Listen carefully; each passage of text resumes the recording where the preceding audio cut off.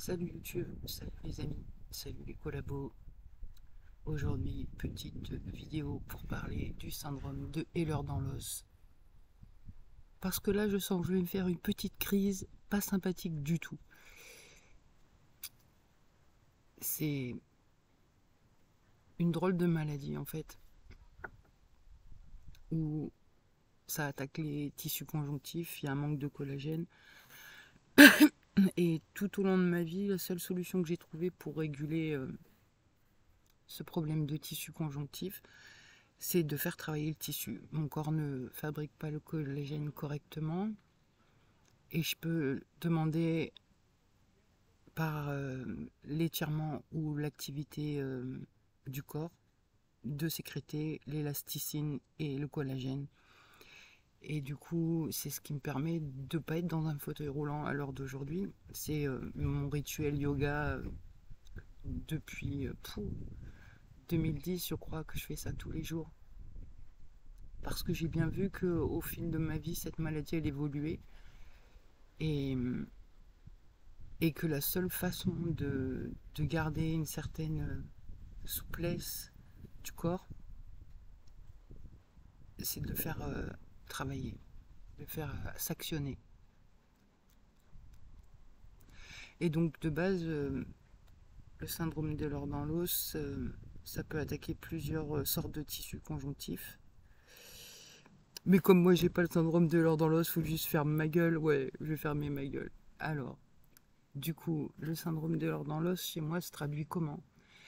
Avant, j'avais une hypermobilité au niveau de mon occlusion, une double occlusion avec hypermobilité de la mâchoire qui faisait en sorte que mes tissus euh, étaient soutenus. C'est-à-dire que toute la journée, j'avais des postures de bouche en appui avec les dents pour maintenir mes tissus. Là, ça se voit carrément que j'ai la gueule qui descend d'un côté.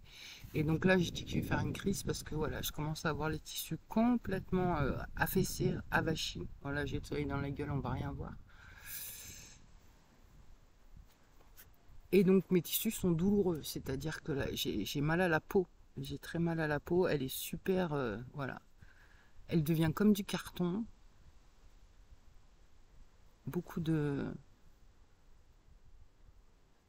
Ah, c'est dommage, j'ai le soleil, là. On voit pas bien. Elle devient cartonneuse, ma peau, et hyper élastique. Et ça fait une crise comme ça tous les mois et demi, je saurais pas dire exactement. Et ça va passer. C'est-à-dire que dans 3 4 jours, j'aurai des enflés, des boursouflés et mes tissus vont redevenir à peu près comme avant. Un peu plus tendus, un peu plus élastiques, quoi. Mais là, donc ça commence à être douloureux au niveau de la peau. Et le fait de pas pouvoir actionner ma bouche comme j'aurais besoin, ça impacte, je le répète à chaque fois, mais ça impacte mes nerfs crâniens au niveau du bulbe rachidien. Et puis là, même en étant calé, ça descend quoi. J'ai une grosse boule là, je sais pas si on va le voir. Enfin, là où ils m'ont tranché le nerf glossopharyngien. Mais je pense que je récupère un petit peu quand même. Je récupère un petit peu, c'est pas tout à fait droit, mais bon. Donc voilà, tout ça pour dire quoi? Que c'est une maladie qui est pas facile à gérer, ça provoque beaucoup de fatigue et de douleur. Des fois, j'ai vraiment la sensation que mes os se rigidifient comme si j'étais en verre, avec cette sensation de risquer de me briser, de me casser en fait. Et pareil, enfin une hypersensibilité de la peau de fou quoi. Un moustique, il me faut un mois pour m'en remettre. Un moustique. Donc la moindre égratignure, c'est compliqué pour les tissus à se régénérer. Et pareil au niveau de l'activité physique, il faut que ça soit super mesuré parce que mon muscle ne fonctionne pas comme un muscle normal et je peux me faire mal juste en faisant quelque chose. Et si le tissu se déchire, je mets vraiment longtemps à récupérer. Donc depuis toujours, je crois que mon être intérieur a appris à vivre avec cette maladie. Et là, ce qui est embêtant, c'est qu'on met des bâtons dans les roues. Déjà, on ne fait pas de diagnostic. Enfin, si, on me dit si, vous l'avez, on vous fait une ALD. Puis après, on me dit non, vous ne l'avez pas dans les analyses de sang. Oh, petite falsification de dossier encore. Ça vaut le coup de payer la sécu, les gars. Franchement. Donc là, quoi dire que le médical me met les bâtons dans les roues en me détruisant mon occlusion, le fait que j'ai beaucoup de mal à articuler et à parler. Et je continue de payer une mutuelle, hein, oui. Ça doit me coûter dans les 17 ou 18 euros par mois, le truc de la sécu, là. Qui sert à rien si ce n'est à enrichir ceux qui ont déjà plein de thunes. C'est pas du tout fait pour qu'on soit soigné, en fait. Bon, là, j'ai mes complotistes avec moi qui sont un petit peu énervés après le système. Et, et c'est compréhensible. Enfin, je veux dire, voilà, c'est vachement chiant de voir clair et... Enfin, ouais, je sais qui c'est qui m'a niqué la gueule et je sais qui contrôle le monde. Et du coup, ben, moi, je sais. Et j'ai l'impression qu'il n'y a pas beaucoup de gens qui savent. Et ça aussi, c'est énervant de ne pas pouvoir dire. Parce que du moment où on dit, on est traité de cinglé. Mais c'est comme un leurre dans l'os. Je veux dire, ça se voit pas. Non, mais non, ça se voit pas. Je veux dire, tout le monde a la peau dans cet état-là. Tout le monde a les tissus dans cet état. Je raconte beaucoup de conneries, hein. Et c'est vraiment très douloureux, d'une force.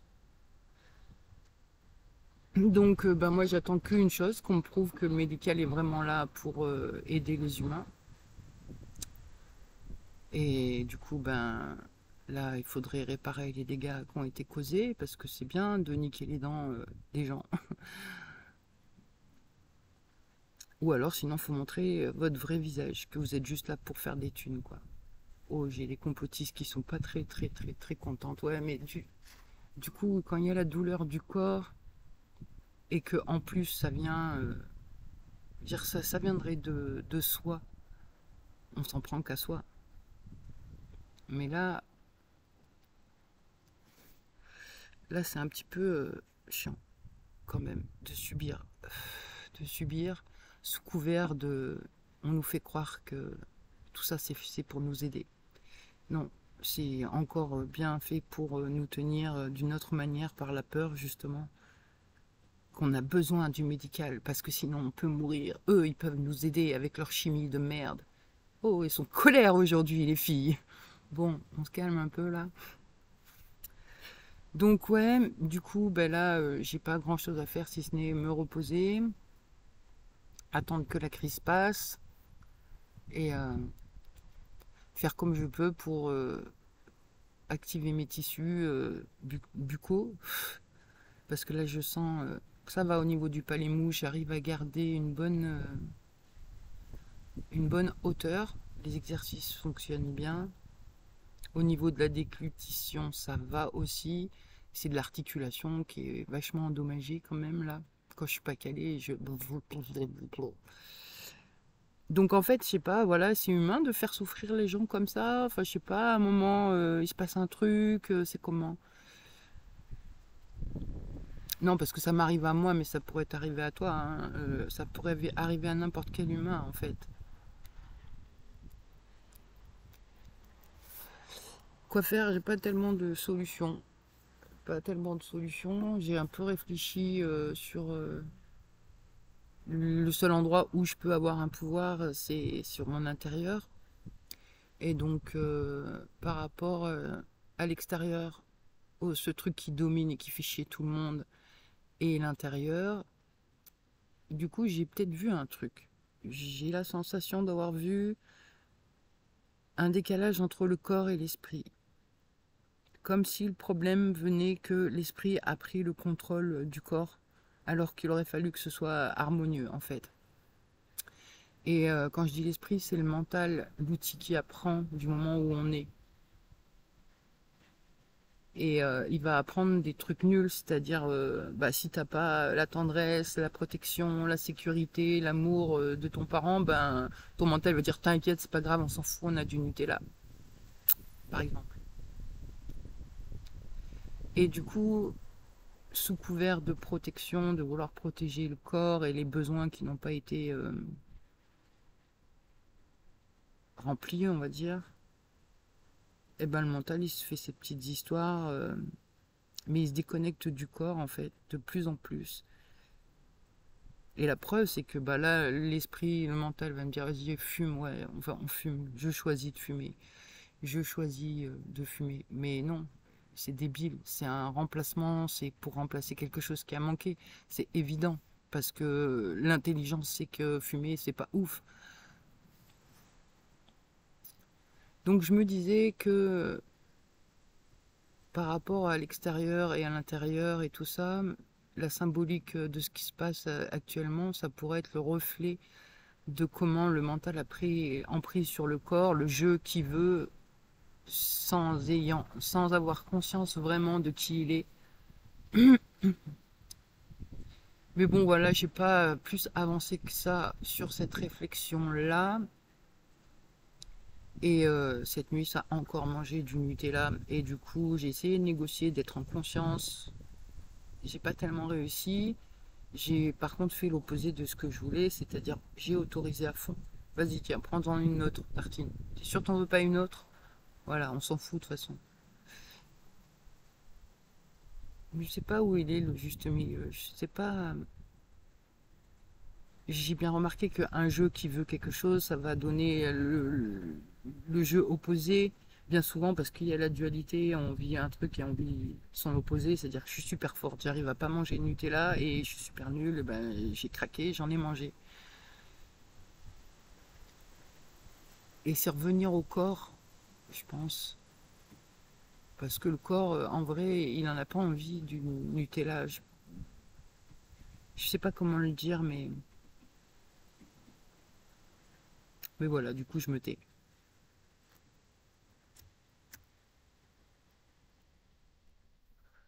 En tout cas, du coup, ben, fatigue aujourd'hui, douleur, mais l'équipe qui prend soin du corps est bien présente, les activités sont faites, et bah voilà, on va attendre que ça passe. Là, j'ai une part qui est encore à fond,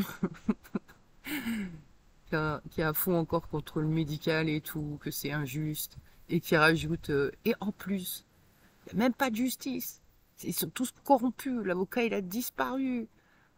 Ah là, on écrit au ministre, elle esquive, le procureur, toujours pas de nouvelles.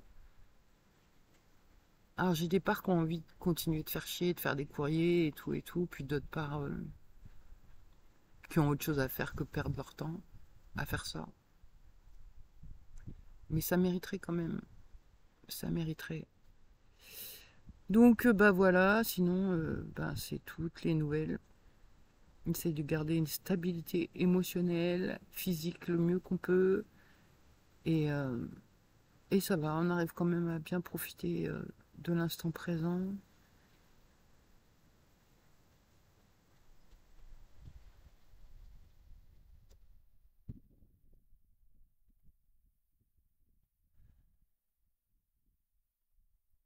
On va rentrer se faire une petite tartine de Nutella vite fait.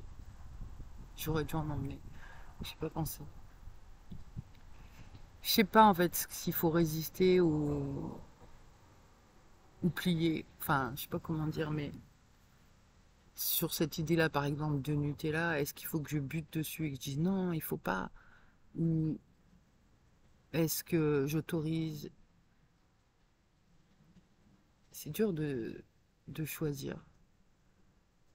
On se rend pas forcément compte de la gravité de nos actes.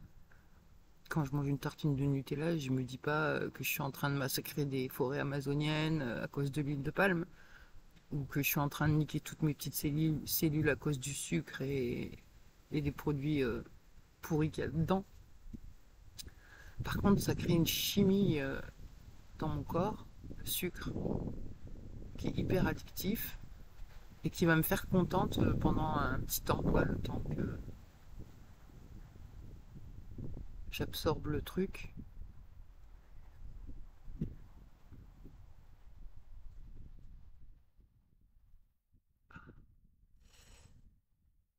Ouais, voilà les nouvelles du jour. Du coup, ben, je vais rentrer. Comme ça, j'aurai fait mes 2 petits kilomètres. Important de faire marcher le corps même quand il fait mal.